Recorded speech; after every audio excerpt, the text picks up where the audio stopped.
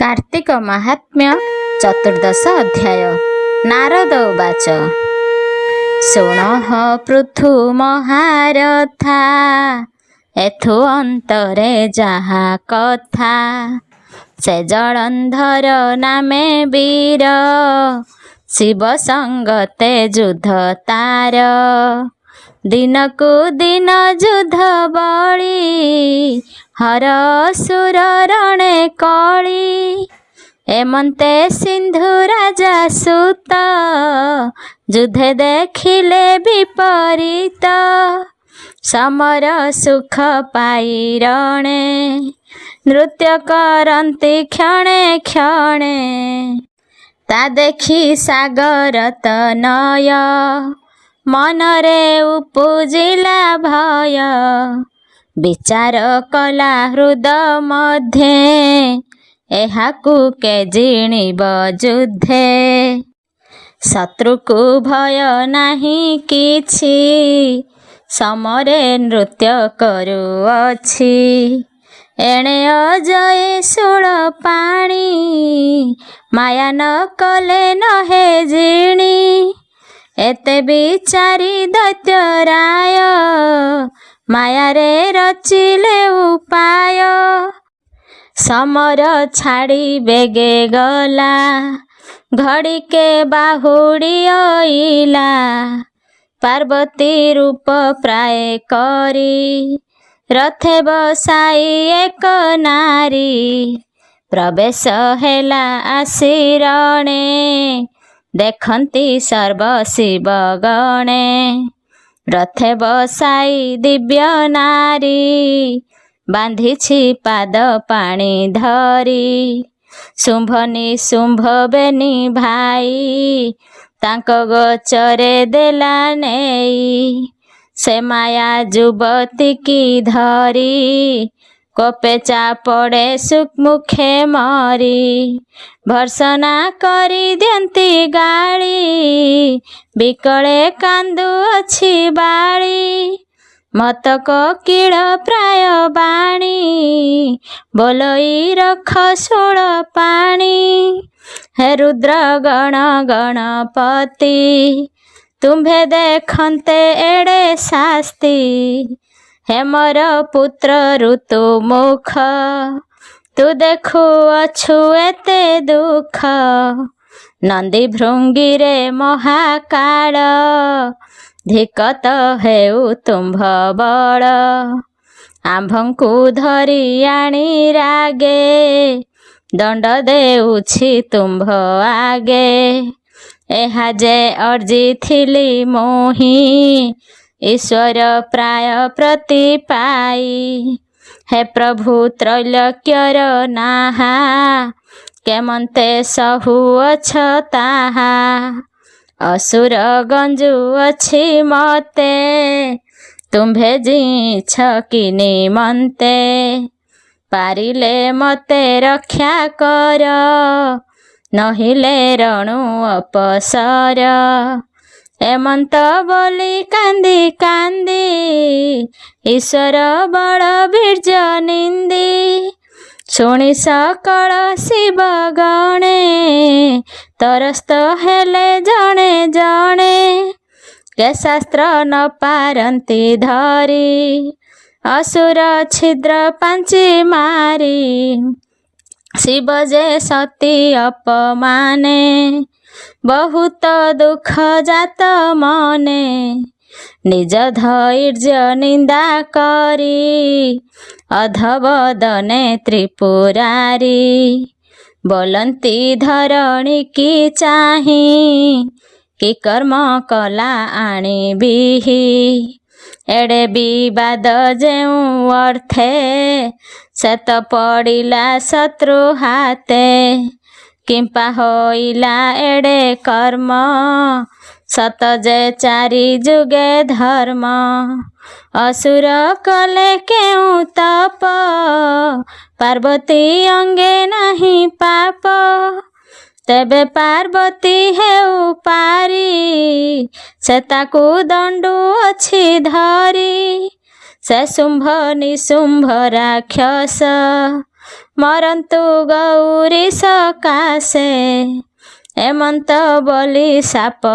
ଦେଇ ପୁଣି ଚିନ୍ତିଲେ ଉମା ସାଇଁ ଏ ସର୍ବ ମିଥ୍ୟା ହେବ ପରା ଯେ ଅଗ୍ନିକାନ୍ତି ଉଗ୍ର ତାରା ତାଙ୍କୁ ଛୁଇଁବେ କାହିଁ ଦୈତ୍ୟ ଏମନ୍ତ ବୋଲି କଲେ ନୃତ୍ୟ ତା ଦେଖି ଦୈତ୍ୟ ଜଳନ୍ଧର ବିନ୍ଧିଲା କୋଟି କୋଟି ସର ବରଷା କାଳେ ଯେହ୍ନେ ଜଳ ବୃଷ୍ଟି କରନ୍ତି ମେଘମାଳ ସେହି ପ୍ରକାରେ ସିନ୍ଧୁ ସୁତ ବାଣ ବିନ୍ଧିଲା ଅପ୍ରମିତ ଈଶ୍ୱର ଅଙ୍ଗେ ବାଣ ପଡ଼ି ଦେଶନେ ପର୍ବତକୁ ହୁଡ଼ି ସରେ ଶରୀର ହେଲା ଗୋପ୍ୟ ତା ଦେଖି ଶିବ କଲେ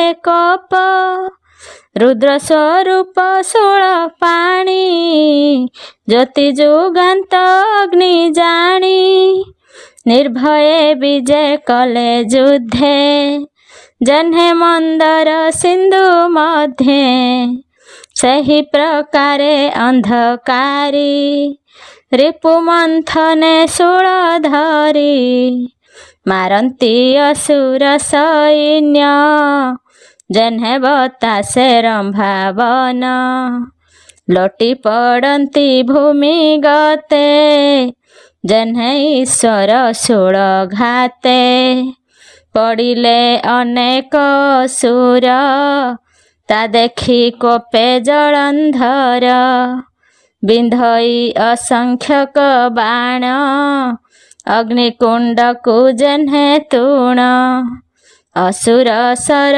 ସେହି ରୂପେ ଦଗ୍ଧ ହୋଇଲେ ରୁଦ୍ର ତାପେ ମହାବୃକ୍ଷବ ଆତ ଜାତେ ଦୈତ୍ୟ ପଡ଼ନ୍ତି ପଦାଘାତେ ଅସ୍ତି ମାଏଶ ମିଳି ଦଳି ରୁଦ୍ର ତେଜରେ ଯାନ୍ତି ଜଳି ତା ଦେଖି ନିଶାଚର ଥାଟ ପଳାନ୍ତି ନଦୀ ସଇ ବାଟ ଗରିଷ୍ଠ ଦୈତ୍ୟମାନେ ଥିଲେ ରାଜାଙ୍କୁ ଛାଡ଼ି ପଳାଇଲେ ସୈନ୍ୟ ଅଭାବେ ଜଳନ୍ଧର କ୍ଷତ୍ରିୟ ଗୁଣ ମହାବୀର ମରଣେ ଉପେଖିଲେ ଶଙ୍କା ତାର ବିରୋଧୀ ରଣରଙ୍କା ପରିଘ ଘେନି ପରଚଣ୍ଡେ ପିଟିଲା ରୁଦ୍ର ରଥେ ଖଣ୍ଡେ ଧ୍ୱନି ଶୁଭିଲା ଘଡ଼ଘଡ଼ି ବୃଷଭ ମୂର୍ଚ୍ଛା ଯାଇ ପଡ଼ି ବାହନ ଅଭାବେ ଈଶ୍ୱର ହେଲେ ଅତ୍ୟନ୍ତ କ୍ରୋଧ ଭର ବିଷ୍ଣୁ ଆୟୁଧେ ସୁଦର୍ଶନ करे धरिले त्रिलोचन विश्वमूर्ति जे प्रकाशी काल पुरुष प्राय दिशी स्वभावे अनंत पुरुष अस्त्र संहारी विश्ववास तार श्री करे विष्णु बाण विशेष देवंक करण से चक्र चंड करे कोटि तेजे ब्रह्मांड खंड घोटी दैत्यनाशने देव काशी चक्र को पेशिले आकर्षी शब्द कला दश दिशे कंपिला धरणी आकाशे प्रखर ज्योति तार देखी दैत्य बुझिले बेनी आखि चक्र पड़िला बक्षस्थले जन्हे चढ़क गिरी माळे तेन्हे शबद पर चंड छिड़िला जलंधर मुंड सिरे शरीर एका बेले टली पड़िला रथ तले ଧ୍ୱନି ଶୁଭିଲା ତିନି ପୁରେ, ଚକ୍ର ମିଳିଲା ହର କରେ।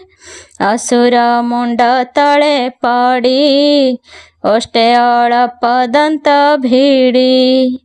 ନୟନେ ଚାହିଁଲା ତରାଟି, ଦେଖିଲା ଶିବ ରୂପ ଗୋଟି। ତାର ଶରୀର ଜ୍ୟୋତିର୍ଲିଙ୍ଗେ, ପଶିଲା ଯାଇ ରୁଦ୍ର ଅଙ୍ଗେ। ତାର ନାରୀ ବୃନ୍ଦାବତୀ, ଅଗ୍ନିରେ ଝାସିଥିଲା ସତୀ। ତା ଆତ୍ମା ଅନ୍ତରିକ୍ଷେ ଥିଲା, ଗୌରୀ ଅଙ୍ଗେ ସମ୍ଭାଇଲା। ଦେଖନ୍ତି ସର୍ବଦେବତାଏ, ଶୂନ୍ୟ ଶୁଭିଲା ଜୟ ଜୟ। ବ୍ରହ୍ମା ସହିତେ ସୁର ମୁନି, ବିଶେଷ ପୂଜା ବିଧି ଘେନି। ଆସି ମିଳିଲେ ଶିବ ପାଶେ, ଜୟ ମଙ୍ଗଳ ନାଦ ଘୋଷେ। ବିବିଧ ଉପହାର ଦ୍ରବ୍ୟ, ଶିବଙ୍କୁ ସମର୍ପିଲେ ସର୍ବ। ସ୍ନାନ କରାଇ ଗଙ୍ଗା ନୀରେ, ଅଙ୍ଗ ମଣ୍ଡିଲେ ଅଳଙ୍କାରେ। ପୁଷ୍ପ ଚନ୍ଦନ ଗନ୍ଧ ଧୂପ, ପଞ୍ଚ ଆଳତି ହୋମ ଦୀପ। କପିଳାସିରେ ଅର୍ଘ୍ୟ ଦେଇ, ଶିବଙ୍କୁ ସନ୍ତୋଷ କରାଇ। ସ୍ତୁତି କରନ୍ତି ଦେବଲୋକ, ବୋଲନ୍ତି ନମ ତ୍ର୍ୟମ୍ବକ। ନମ ଈଶ୍ୱର ନମ ଶିବ, ତୁ ଦେବ ଦେବ ମହାଦେବ। ସର୍ବଦେବଙ୍କ ଶିରୋମଣି, ନମ ଶଙ୍କର ଶୂଳପାଣି। ତୁ ଦେବ ଆଦି ମହେଶ୍ୱର, ବୃଷଭ ଧ୍ୱଜେ ବିଶେଶ୍ୱର। ଅଖିଳ ବ୍ରହ୍ମାଣ୍ଡର ମତି, ତତେ ଚିନ୍ତନ୍ତି ସିଦ୍ଧ ଜ୍ୟୋତି। ନମସ୍ତେ ଦେବ ପଶୁପତି, ତୁ ଦେବ ଏକା ବିଶ୍ୱମୂର୍ତ୍ତି। ତୋର ଚରଣେ ଯୋଗୀ ଜନେ, ଶଙ୍କା ଉପେକ୍ଷି ଘୋର ବନେ। ଆନନ୍ଦେ କାଳ କାମ ନାଶୀ, ଜନ୍ମ ମରଣ ଦୁଃଖ ଧ୍ୱଂସୀ। ସେ ଭସ୍ମ ରେଣୁ ଅଙ୍ଗେ ମାଖି, ଆତ୍ମାକୁ କରୁଥାନ୍ତି ସୁଖୀ। ଏଣେ ତ ବିଭୂତି ସମ୍ପଦ, ଜ୍ଞାନୀ ହିଁ ଜ୍ଞାନର ପ୍ରମୋଦ। ଅଜ୍ଞାନୀ ଜନଙ୍କୁ ତ ଭାବ, କେବେ ହେ ନୁହଁ ସୁଲଭ। ପାଷଣ୍ଡେ ତୋର ମାର୍ଗ ଭୁଲି, ସଂସାରେ ମରୁଥାନ୍ତି ଝୁରି। ତାର ବିଭୂତି ଘେନି ଭ୍ରାନ୍ତି, ସିନ୍ଧୁଜ ପ୍ରାୟ ନାଶ ଯାନ୍ତି। ଏ ଦୈତ୍ୟ ସାଗର ତନୟ, ଆମ୍ଭଙ୍କୁ କାଳ ଦଣ୍ଡ ପ୍ରାୟ। ଦେବଙ୍କୁ ଦେଲା ଯେତେ ଦୁଃଖ, ତତେ ନ ଚିହ୍ନି ମହାମୂର୍ଖ। ତୋର ଶ୍ରୀ କରେ ପ୍ରାଣ ଦେଲା, ତେଣୁ ଜଗତ ଦୁଃଖ ଗଲା। ତୁ ଦେବ ଦେବ ଦୁର୍ଗାପତି, ଖଣ୍ଡିଲୁ ଦେବଙ୍କ ବିପତ୍ତି। ଏଣୁ ହୋଇଲୁ ଆମ୍ଭେ ସୁଖୀ, କେପାରେ ତୋ ମହିମା ଲେଖି। କେବଳ ଶିବ ନାମ ତୋର, ଚିନ୍ତିଲେ ଦୁଃଖ ଯିବ ଦୂର। ଯେ ଜନ ସୁମରିବ ନିତ୍ୟ, ସେ ଶିବ ଲୋକ ଯିବ ଅନ୍ତେ। ଏକଥା ଅଟଇ ପ୍ରମାଣ, ଏବେ ଦୁର୍ଲଭ କଥା ଶୁଣ। ବିଷ୍ଣୁ ଯେ ତବ ପ୍ରିୟା ଛଳେ, ଅସୁର ପୁରେ ମାୟା ବଳେ। ହରିଲେ ଜଳନ୍ଧର ନାରୀ, କପଟେ ଦୈତ୍ୟ ରୂପ ଧରି। ତା ସତୀ ବ୍ରତ କରି ନାଶ, ପୁଣି ଧରିଲେ ନିଜ ବେଶ। ସେ ରୂପ ଦେଖି ବୃନ୍ଦାବତୀ, ବିଷ୍ଣୁଙ୍କୁ ଶାପ ଦେଇ ସତୀ। ଆପେ ଅନଳେ ଦେଲା ଝାସ, ତା ଦେଖି ଅନାଦି ପୁରୁଷ। ବିଷାଦେ ସ୍ତମ୍ଭୀଭୂତ ହୋଇ, ବଦରି ସ୍ଥାନେ ଛନ୍ତି ରହି। ଏ ବଡ଼ ଦୁଃସହ ପ୍ରମାଦ, କେମନ୍ତେ ଖଣ୍ଡିବି ବିଷାଦ। ଆମ୍ଭେ ନ ଜାଣୁ ସୁର ମୁନି, ତୁମ୍ଭେ ଯେ ଏକ ଆତ୍ମା ଘେନି। କହ ଏଥକୁ ଉପଦେଶ, ବିଷ୍ଣୁ କେମନ୍ତେ ହେବେ ତୋଷ। ମନୁ ସନ୍ତାପ ଉପେକ୍ଷିବ, ସନ୍ତୋଷେ ନିଜ ପୁରେ ଯିବ। ଏଥକୁ କହିବା ଉପାଏ, ଏମନ୍ତ ବୋଲି ଦେବତାଏ। ନ ମିଳେ ଈଶ୍ୱର ଚରଣେ, ଅଶେଷ ବ୍ରହ୍ମାଣ୍ଡ କାରଣେ। ଏମନ୍ତେ ଦେବୀଙ୍କ ବଚନେ, ଶ୍ରୀ ମହାଦେବ ସୃପସନ୍ନେ। ବୋଲନ୍ତି ଶୁଣ ସର୍ବଦେବେ, ବିଷ୍ଣୁ ବିସ୍ମୟ ମନା ଯେବେ। କେ ତାଙ୍କୁ ପାରିବ ପ୍ରବୋଧି, ମୋତେ ତ ନ ଦିଶଇ ବୁଦ୍ଧି। ଯୋଗ ମାୟାଦି ମହାମାୟେ, ସେ ଅବା ଜାଣିବେ ଉପାଏ। ତୁମ୍ଭେ ତାହାଙ୍କୁ କର ସ୍ତୁତି, ଖଣ୍ଡିବେ ସେ ତୁମ୍ଭ ଦୁର୍ଗତି।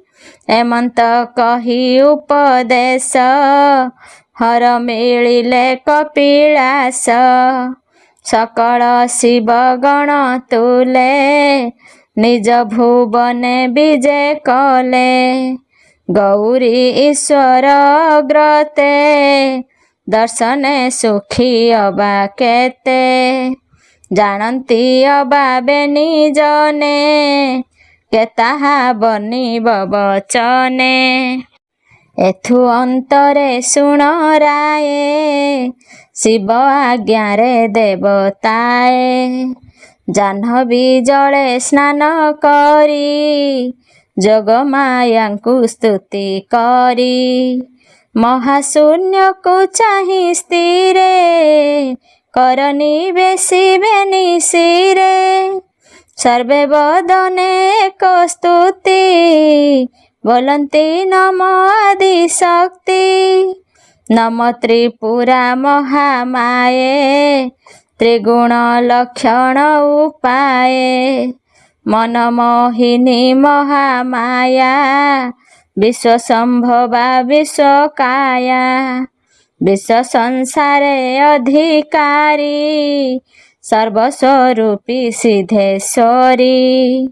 ସର୍ବମଙ୍ଗଳା ନାମ ବହୁ, ଆଶ୍ରିତ ଜନ ଦୁଃଖ ବହୁ। ଆମ୍ଭେ ତୋହର ନିଜ ଭୃତ୍ୟ, ପ୍ରସନ୍ନ ହୁଅ ଆଦିମାତ। ଏମନ୍ତ ସ୍ତୁତି ଦେବେ ଭଣି, ସେ ଯୋଗ ମାୟା ଯୋଗେ ଜାଣି। ଆକାଶେ ହୋଇଲେ ଉଦୟ, ଜାଜୁଲ୍ୟ ତେଜ ଜ୍ୟୋତିର୍ମୟ। ଯେସନେ ନିଧୂର୍ମ ନଳ, ବିରାଜେ ଗଗନ ମଣ୍ଡଳ। ଦେଖନ୍ତି ସର୍ବଦେବଗଣ, ଆକାଶେ ଉଛୁଳେ କିରଣ। ତେଜ ବିକାଶେ ଦଶ ଦିଶେ, ରବି ମଣ୍ଡଳେ ଅଗ୍ନି କିସେ। ଯେମନ୍ତେ ବିରାଜଇ ପ୍ରଭା, ଯେହ୍ନେ ଅସୁର ରତ୍ନ ଆଭା। ସେହି ସ୍ୱରୂପେ ମହାମାୟେ, ବୋଲନ୍ତି ଶୁଣ ଦେବତାଏ। ମୁହିଁ ଜାଣିଲି ତୁମ୍ଭ ମନ, ଜେଣେ ସନ୍ତୋଷ ଭଗବାନ। ଏକଥା କହିବା ବିଚାରି, ସଂସାରେ ତିନି ରୂପ ଧରି। ଏମନ୍ତ କହି ମହାମାୟୀ, ଅନ୍ତେ ବିଦ୍ୟୁତ ପ୍ରାୟ ଯାଇ। ଗଗନେ ହୋଇଲେ ଅଦୃଶ୍ୟ, ପୁଣି ଭୂମିରେ ପରବେଶ। ମିଳିଲେ ତିନି ରୂପ ଧରି, नाम शारदा शिर हरि श्वेत कुसुम कृष्ण कांति त्रिलोक मोहन त्रिमूर्ति देवंक आगे उभा होई वृषभ बीज तांकु देई तिनि हेले तिनि मुष्ठी होइले एणे विष्णु तृष्टि तांक सनिधे नेई पुण संतोष हेबे नारायण ए बीज हेब जेउ वृक्ष तेणु संसारे जने मोक्ष देवंक मंगल निमन्ते ए वनस्पति त्रिजगते होइब सर्व काम सिद्धि एबे विष्णु को एणे बोधि एमंत कही शुभ्र केसी गले जे अंतरिक्षे मिसी तहु सकल सुर मुनि त्रिवनस्पति बीज घेनी चलिले नारायण पासे से संगे महादेव दासे सर्वदेवंक संगे थिले विष्णु दर्शने निस्तरिले इति श्री पद्मपुराणे उत्तरखंडे कार्तिक महात्म्ये जलंधर वध नाम चतुर्दशाय। पंचदश अध्याय। नारद उवाच मुनि कहन्ति राये शुण विष्णु समीपे देवगण तिनि देवींक तिनि मंजी बुणिले विष्णु मनरंजी शीतल जल वृष्टि करी देवे चलिले जे झापुरी एथु तारे विष्णु स्थाने वृक्ष अंकुरे पंच दिने अपूर्व शोभा तिनि द्रुम एबे कहिबा तांक नाम शुण राजन दिव्य ज्ञाने से वृक्ष त्रिगुण विधाने जे देवी अंशे जेउ गुण वृक्ष विधाने ताहा शुण रजगुण रे सरस्वती तांसे धात्री उत्पत्ति तुलसी सत्वगुणे जात गौरी अंशरे उदित रमा अंशरे तम गुणे मालती उपुजिला बने एमंते तिनि वृक्ष शोभा एकु अनेक मूर्ति प्रभा विष्णु सनिधे वनस्पति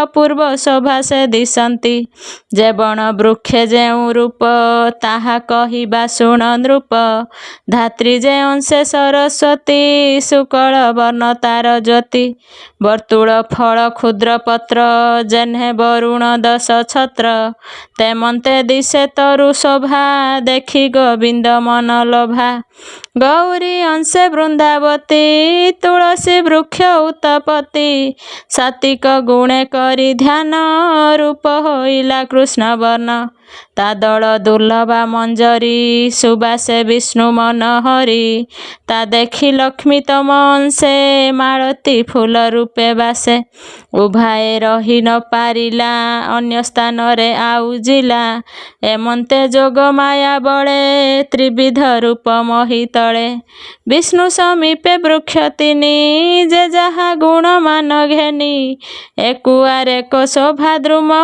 नव पल्लव मनोरम सुगंध सुशीतल बाए उल्लास कले विष्णु काए विष्णु जे संविभूत होई वृंदा रूप को थिले ध्याई अपूर्व वनस्पति देखी हरि मनरे हेले सुखी तक्षणे दिव्य रूप धरी रहिबा ठारू अवतरी धात्री तुलसी वृक्ष बेनी ताहांकु संगतरे घेनी वैकुंठे विजे लक्ष्मीपति अरण्ये रहिले मालती विष्णु आगम अनुसरी मालती बने बास करी एबे शुण नरपति धात्री तुलसी वनस्पति सेबेनी वृक्षंक महिमा कहिबा शुण पुण्यतमा विष्णु जे संगे घेनी गले वैकुंठ भुवने मिलिले ता देखी ब्रह्मा आदि देवे शिव सहित मिली सर्वे लक्ष्मी जे सिंधु देशे थिले तांको छामुकु सर्वे गले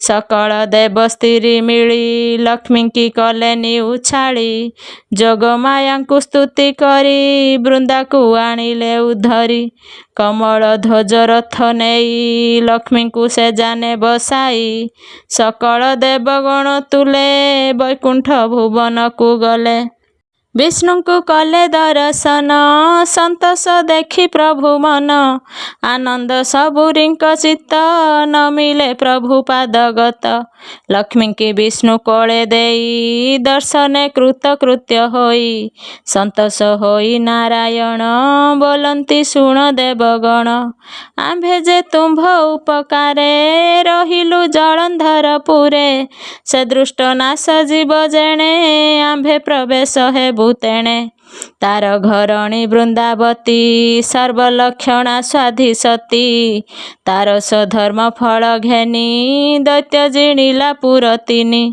आम्भे ता जाणी हेलु तोष ता सती व्रत कलु नाश मायारे दुख देलु जेते से धर्म नहे कदाचिते तेणु आम्भर मन मोह पर्वत प्राय हेला देह आपे आपना कर्म मानी रही नथिलु देह घेनी तुम्भे सकल सुर लोक मो दुख देखु गुरु शोक जगमाया को स्तुति करी बृंदा को आनिल उधरी से बृंदा मोर अपमाने झासी जे थिला हुतासने मोर उपरे देई दोष निज शरीर करी ध्वंस से आत्मा अंतरिक्षे जाई त्रिगुणे तीनि भाग होई मने जेते कतम कला से भाव लक्ष्मी देहे गला से तार रजगुण भाव शारदा अंगे देला ठाव सात्विक भाव जेते होई गौरी अंगे से संभाई एमंत गुणे तीनि भागे आत्मा जे थिला तीनि अंगे से पुणी जोग माया बळे अशेष जन्म पुण्य फळे बीज स्वरूप जात होई क्रोधे से स्थावर को पाई जेणु ता पूर्वे दोष नाही तेणु मु अंगे थिबि बही ए तीनि वृक्षंकर गुण कहिबा एके एके शुण जे मोर आत्मा समोदी जा पाइबे सर्वलोक पूजा जे बण लोक तांकु जानी मो पूजा विधि जोगे आनी करिब मते समर्पण से धर्म एके एके शुण जे वृंदावती तीनि मूर्ति मो अर्थे हेला वनस्पति मु तांकु रखिली जे मन्ते से कथा शुण दैवते मालती देहे तम देखी बने ओइली ताकु रखी से जे बनस्ते थिले रही मु जेबे नर देह बही जात होई बीज दुकुळे बने बरज सुत मेळे विहार करिबि विपिने मालती लभिबि से दिने शिर हृदये माळ करी मालती पुष्प थिबि धरी जे मते देव से कुसुम माला गोटिए यज्ञ कर्म अवश्य लभिब से जन विशेष एकादशी दिन एबे तुलसी धर्म शुण से वृक्ष सात्विक लक्षण होइब त्रिलोक प्रसिद्धि मोर समाने पूजा विधि पाइब सकल लोकरे विशेष कार्तिक मासरे तुलसी आराधिब जेहु तांको सुकृत फल कहूँ रोपिण पालिब जतने प्रतिदिन ही जलदाने एमंत भावे पूजा करी चतुर विध पाप हरि मन वचन काय कृत्य एमंत पाप थिब जेते प्रथम दिन जीवनाश दिन को दिन पुण्य जस बढ़िब बाल चंद्र प्राय पुणी नहिब आउ क्षय जे तार पत्र घेनी मते पूजा करिब शुद्ध चित्ते सकल कृत्य तप फले ता अंगे रहिब निश्चले पालने सर्वतीर्थ धर्म दर्शने सर्व इष्ट काम ଯେ ଜଳ ଦାନ ଦେବେ ନିତ୍ୟ ତୁଳାଦି ଦାନ ଫଳ ଯେତେ ତାଙ୍କୁ ପ୍ରାପତ ଦିନେ ଦିନେ ଭ୍ରମ ନହିବ ଭାବ ମନେ। ତୁଳସୀ ପ୍ରଦକ୍ଷିଣ କଲେ କି ପୁଣ୍ୟ ଅନ୍ୟ ତୀର୍ଥ ଗଲେ ଅଶେଷ କ୍ଷେତ୍ର ତୀର୍ଥ ଫଳ କ୍ଷଣକେ ପାଇବ ସକଳ। ବ୍ରହ୍ମ ହତ୍ୟାଦି ଯେତେ ଦୋଷ ପଦ ପଦକେ ଯିବ ନାଶ ସୁଜନେ ସର୍ବଯଜ୍ଞ ବିଧି ପ୍ରାପତ ହେବ ଫଳ ସିଦ୍ଧି। ପ୍ରମାଣ ଯେ କରିବ ଆଗେ ତା ସର୍ବ ପାପ ଭୂମି ଭାଗେ ତକ୍ଷଣେ ପାପ ହେବ ନାଶ ତା ଅଙ୍ଗେ ପୁଣ୍ୟ ପରବେଶ। ଶୁଣ ସକଳ ସୁର ଲୋକେ ଯେ ଜନ ତୁଳସୀ ପାଳକେ ଚଉରା ସିଞ୍ଚି ବିଧି ମତେ ଲେପନ କରୁଥିବ ନିତ୍ୟେ। ଚଉରା ହେବ ଯେତେ ପିଢ଼ ଜାଣିବ ତେତେ ରତ୍ନ କୁଢ଼ ସେତେ ଭୁବନେ ଊର୍ଦ୍ଧ୍ୱେ ଆସି ମୋର ସମୀପେ ଥିବ ବସି। ମୁରୁଜ ହେବ ଯେତେ ରେଣୁ ଯେତେ ସଂଖ୍ୟାରେ ଯୁଗ ଗଣୁ ମୋର ମନ୍ଦିରେ ଥିବ ସୁଖେ ତଦନ୍ତେ ନ ପଡ଼ିବ ଦୁଃଖେ। ସନ୍ଧ୍ୟା ସମୟେ ଯେଉଁ ଜନ ତୁଳସୀ ମୂଳେ ଦୀପ ଦାନ ଶ୍ରଦ୍ଧାରେ ବସାଇବ ନୀତି ଅଗ୍ନି ପରାଏ ତାର ଜ୍ୟୋତି। ସୁନ୍ଦର ହେବ ସବୁ ଗୁଣେ କମଳା ନ ଛାଡ଼ିବେ କ୍ଷଣେ ତାର କନ୍ଧରେ ନିତ୍ୟ ଥିବ ସମ୍ପୂର୍ଣ୍ଣ ଧନ ଜନ ହେବ। ତୁଳସୀ ଆରାଧନେ ବାଡ଼ ଯେ ଯେତେ କରିବ ଉହାଡ଼ ସେ ବାଡ଼ ଯେତେ ଦିନ ଥାଏ ମପୁରେ ସେତେ ଦିନ ଯାଏ। କୈବଲ୍ୟ ଭୁଞ୍ଜୁଥାଏ ବସି କହନ୍ତି ପ୍ରଭୁ ବ୍ରହ୍ମ ରାଶି। ତୁଳସୀ ମୂଳୁ ଅନ୍ୟ ଦଳ ବାଛି ଯେ କରିବ ନିର୍ମଳ ତାର ଦୁରିତ ସର୍ବଧ୍ୱଂସେ କଳଙ୍କ ନ ଲାଗଇ ବଂଶେ। ତୁଳସୀ ମୂଳରୁ ମୂର୍ତ୍ତିକା ଯେ ଘେନେ ଊର୍ଦ୍ଧ୍ୱେ ପୁଣ୍ଡରିକା ତାର କଳ୍ମୁଷ ହେବ କ୍ଷୟ ରବି ପ୍ରକାଶେ ରାତ୍ର ପ୍ରାୟେ। ତୁଳସୀ ଦଳ ଯତ୍ନ କରି କିଅ ବା କମଳ ମଞ୍ଜରୀ ଅଥବା ଶୁକ୍ଳ କାଷ୍ଠ ମାଳେ ମତେ ସମର୍ପି ଏକାବେଳେ। କଣ୍ଠ କଣ୍ଠରେ ଥିବ ଧରି ସେ ଜନ ମନ ସଙ୍ଗେ ସରି ତା ଅଙ୍ଗେ ନ ରହିବ ପାପ ଗରୁଡ଼ ଆଗେ ଯେହ୍ନେ ସର୍ପ। ଜାଗୃହେ ତୁଳସୀ କାନନ ଥିବ ମନ୍ଦିର ସନ୍ନିଧାନ ତେଣୁ ନ ଯିବ ଯମଦୂତ ତୁମ୍ଭଙ୍କୁ କହୁଅଛି ସତ୍ୟ। ତୁଳସୀ କାଷ୍ଠ ଶିରେ ଘୋରି ପୂଜାରେ ମତେ ଲାଗି କରି କପାଳେ ଘେନିବ ତିଳକ ପ୍ରତ୍ୟକ୍ଷ ଦେବତା ସେ ଲୋକ।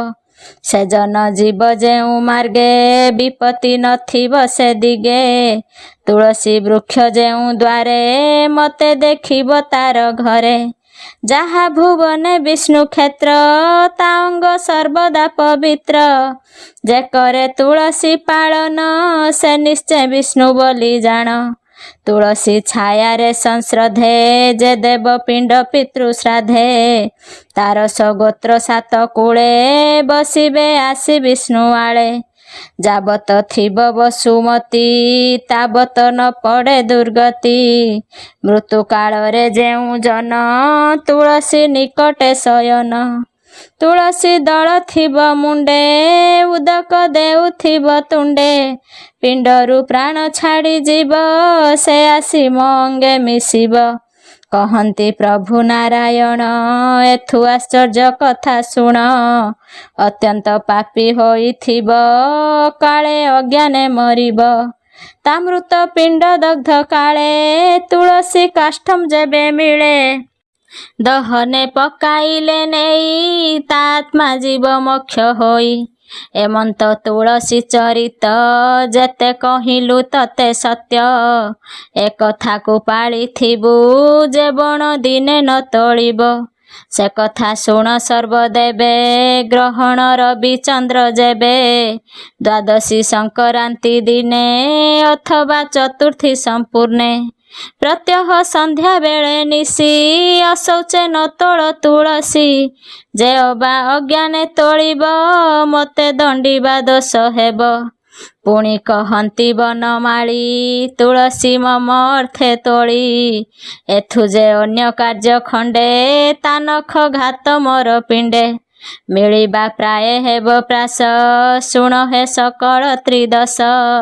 ତୁଳସୀ ଦଳ ମନି ମନ୍ତେ ଯେ ଜନ ତୋଳେ ଅବିରତେ। କର ପଲ୍ଲବ ତାର ଧନ୍ୟ କିସ କହିବା ତାର ପୁଣ୍ୟ। ବିଶେଷ କାର୍ତ୍ତିକ ମାସରେ ତୁଳସୀ ସେବା କରି ନରେ। ଲଭିବେ କୈବଲ୍ୟ ମୁକତି ଖଣ୍ଡିବେ ଅଶେଷ ବିପତ୍ତି। ତୁଳସୀ ମୂଳେ ଉଯାପନ ଯେ କରେ କାର୍ତ୍ତିକ ବିଧାନ। ସେ ଜନ ବୈକୁଣ୍ଠପୁରେ ଆସି ମିଳିବ ଦେହାନ୍ତରେ। ଲୀନ ହୋଇବ ମୋର ଅଙ୍ଗେ ନହିଲେ ଥିବ ମୋର ସଙ୍ଗେ। କେବେ ହେ ନହିବ ଅନ୍ତର ଏ ବାକ୍ୟ ସତ୍ୟ ଅଟେ ମୋର। ଏବେ ହ ଶୁଣ ସୁର ଗଣେ ଧାତ୍ରୀ ଯେ ଏହି ପରମାଣେ। ସେ ତୋର ହୋଇବ ଯେ ଦାସୀ ତାର ସକଳ ପାପ ନାଶୀ। ଯଶଲ ଭୈରବୀ ତଳେ ମତେ ପାଇବ ଅନ୍ତକାଳେ। ସେ ଧାତ୍ରୀ ଫଳ ପତ୍ର ଯୋଗେ ତୁଳସୀ ଦଳ ତହିଁ ସଙ୍ଗେ।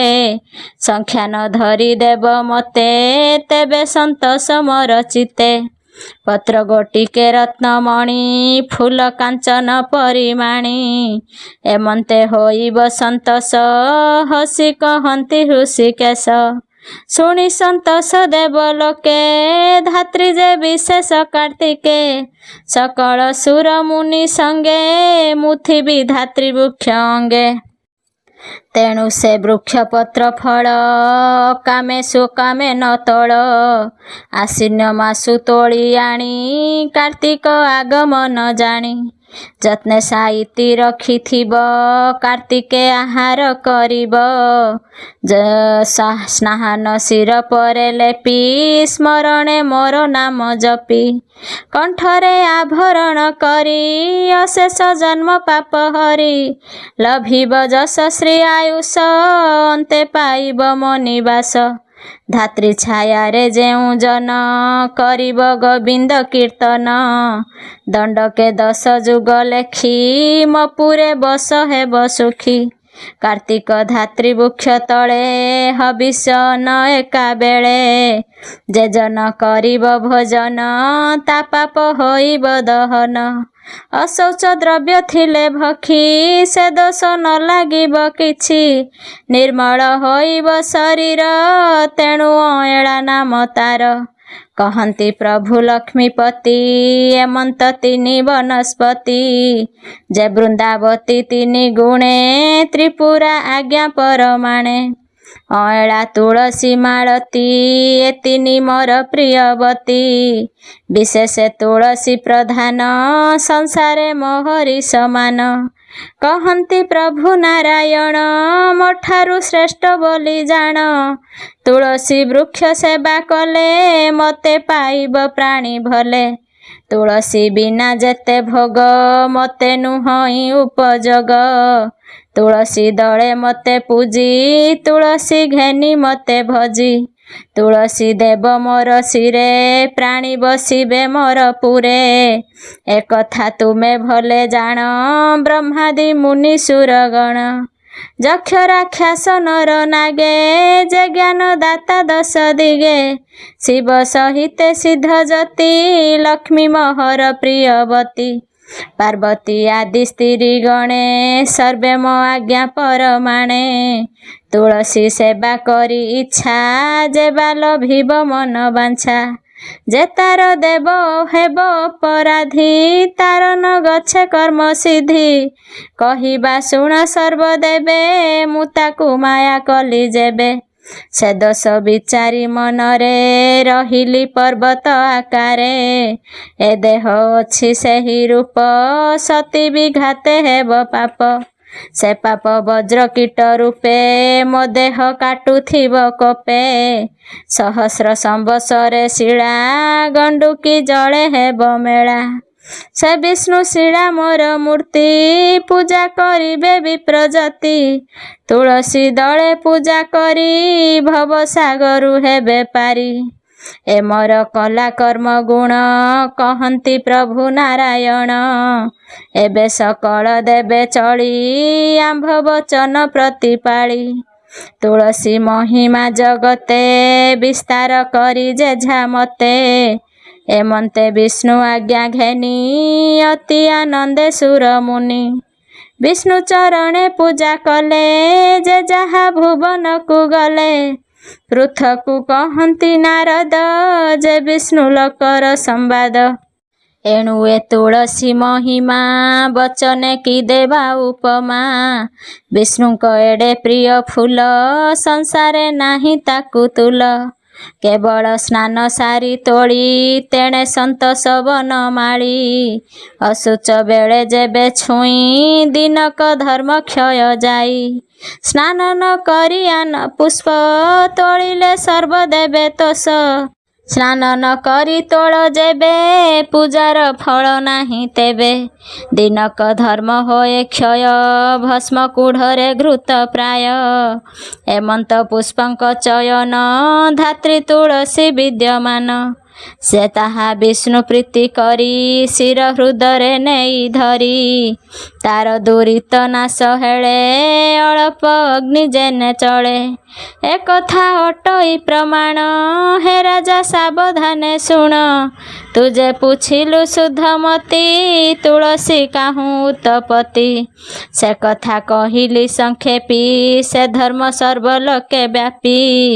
ଯେ ଏହା ଶୁଣନ୍ତି ଶ୍ରବଣେ ପ୍ରସ୍ତାବ ବାକ୍ୟ ମୁଖେ ଭଣେ। ସେହି ଲଭଇ ମୋକ୍ଷ ଗତି କାର୍ତ୍ତିକ ବ୍ରତ ଫଳ ଶ୍ରୁତି। କେବଳ ନ କରି ସଂଶୟେ ନିନ୍ଦିଲେ ମହାପାପ ହୋଏ।